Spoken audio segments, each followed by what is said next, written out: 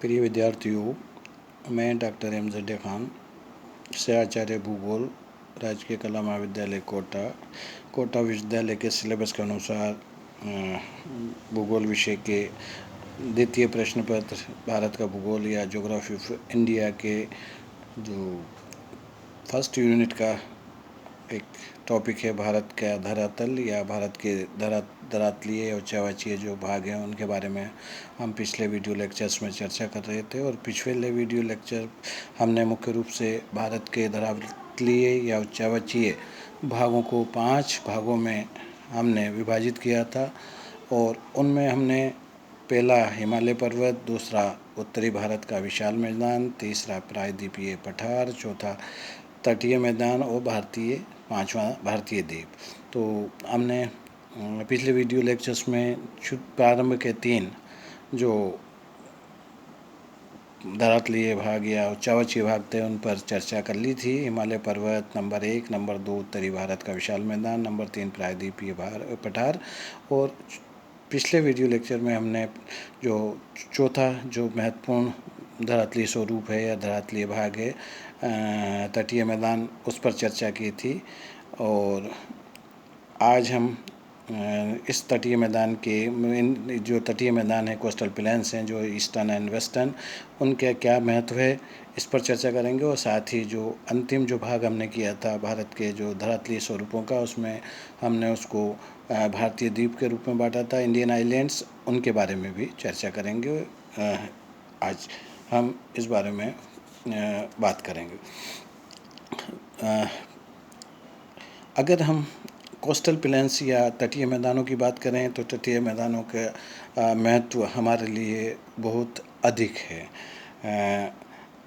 उनको हम मुख्य रूप से 4 भागों में विभाजित कर सकते हैं। पहले भाग की हम बात करें तो इन मैदानों में जैसा मैंने कहा था कि ये लावा द्वारा निर्मित हैं, नदियों द्वारा डेल्टा द्वारा निर्मित हैं, तो उनके निक्षेप से निर्मित हैं, नदियों द्वारा लाई गई मिट्टी के निक्षेप से निर्मित हैं, तो बहुत उपजाऊ हैं। और इन मैदानों में हमें उपजाऊ मिट्टी देखने को मिलती है जिस पर चावल की कृषि की जाती है, चावल की खेती की जाती है। इसलिए ये बहुत महत्वपूर्ण मैदान है, ये दोनों पूर्वी और पश्चिमी तटीय मैदान।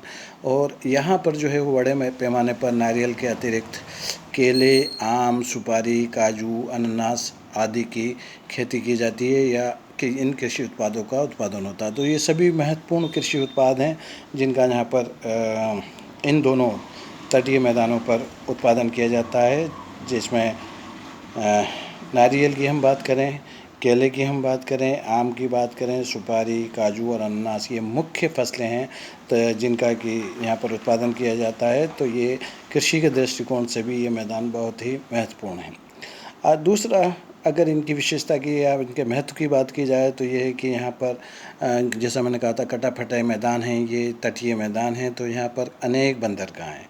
और जो इन दोनों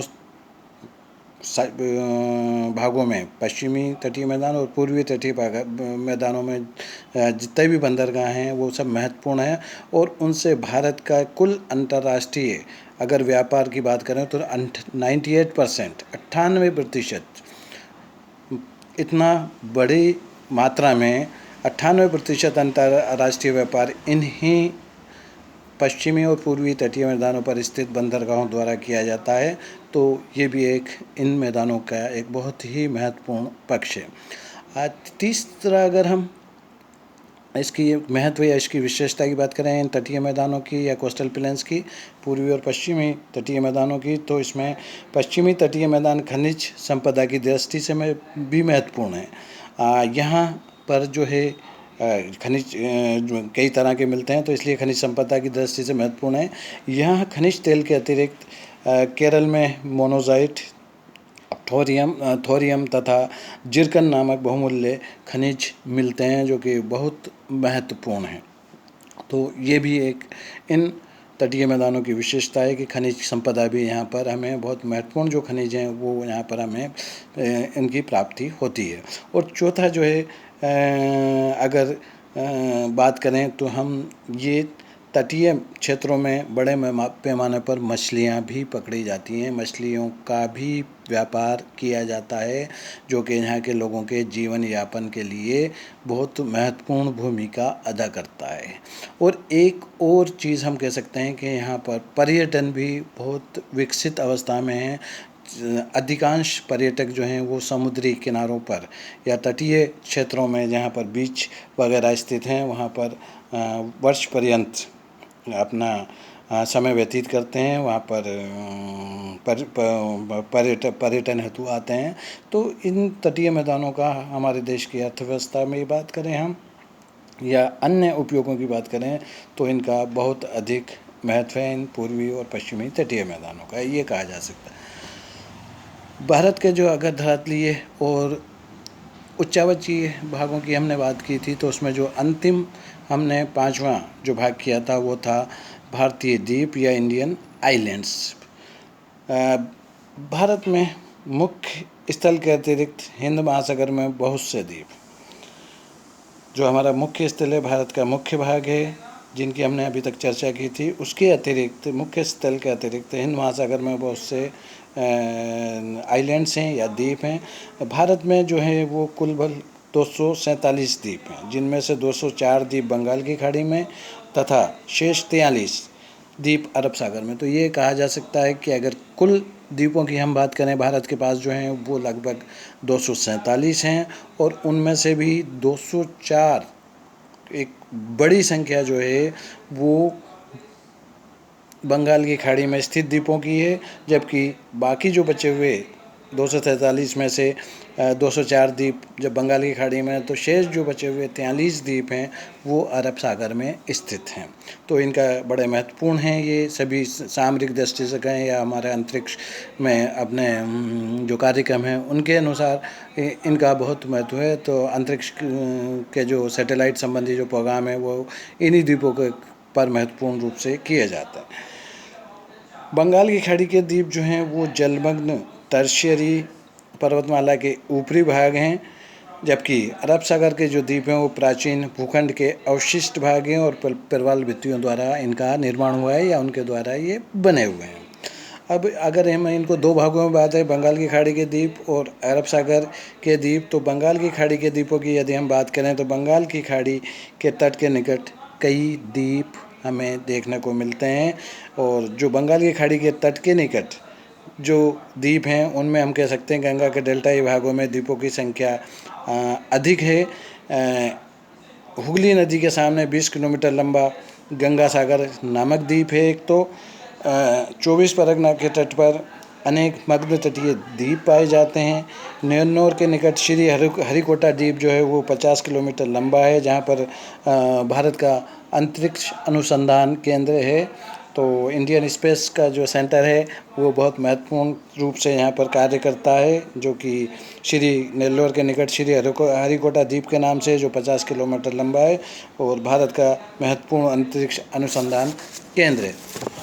इसी प्रकार तमिलनाडु तथा श्रीलंका के मध्य मन्नार की खाड़ी में अनेक छोटे छोटे प्रवाल द्वीप भी स्थित हैं।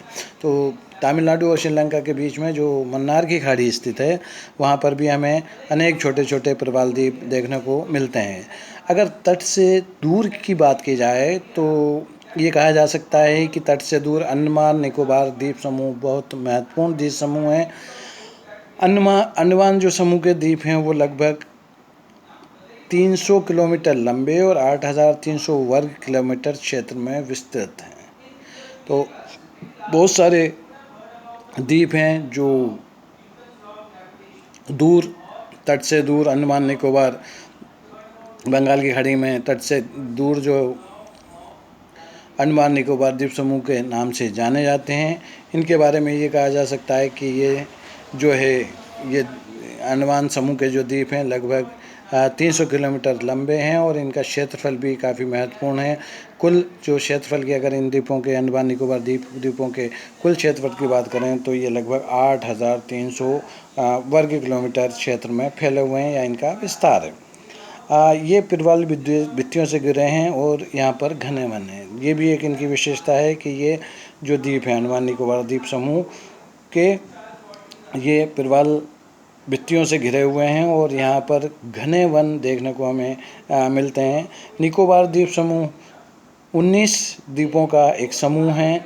निकोबार द्वीप समूह की अगर हम बात करें तो ये 19 द्वीपों का एक समूह है और इस द्वीप समूह के उत्तरी भाग को कार निकोबार तथा दक्षिणी भाग को महान निकोबार कहते हैं। तो ये निकोबार द्वीप समूह में अगर जो 19 द्वीप हैं उनके अगर उत्तरी भाग की, इस द्वीप समूह के उत्तरी भाग की अगर हम बात करें तो उसे तो हम कार निकोबार कहते हैं और इसका दक्षिणी भाग को महान निकोबार के नाम से इनको जाना जाता है। ये बहुत महत्वपूर्ण है। अन्य महत्वपूर्ण द्वीपों में हम कुछ द्वीपों का नाम ले सकते हैं जो कि इस अंडमान निकोबार द्वीप समूह के जो हैं वो स्थित हैं। उनमें अन्य महत्वपूर्ण द्वीपों में तिलांचोंग नामक द्वीप, चनुमला नामक द्वीप, टेरेसा नामक द्वीप, कमोर्टा नामक द्वीप, कचाल नामक द्वीप, नानक रोडी नामक जो द्वीप है, इसी प्रकार ट्रिंकेट नामक जो द्वीप है। ऐसे अनेक द्वीप हैं, लेकिन ये कुछ महत्वपूर्ण द्वीप हैं जिनको हम इन नामों से जानते हैं। तो बहुत महत्वपूर्ण द्वीप यहाँ पर स्थित हैं। दूसरा, अगर अब हम अरब सागर के द्वीपों की बात करें तो अरब सागर में काठियावाड़ के दक्षिण तथा पूर्वी तटों के निकट अरब सागर में, अगर अरब सागर के द्वीपों की हम बात करें तो अरब सागर में काठियावाड़ के दक्षिणी तथा पूर्वी तटों के निकट कई चट्टानी जो द्वीप हैं वो हमें देखने को मिलते हैं, वो स्थित हैं।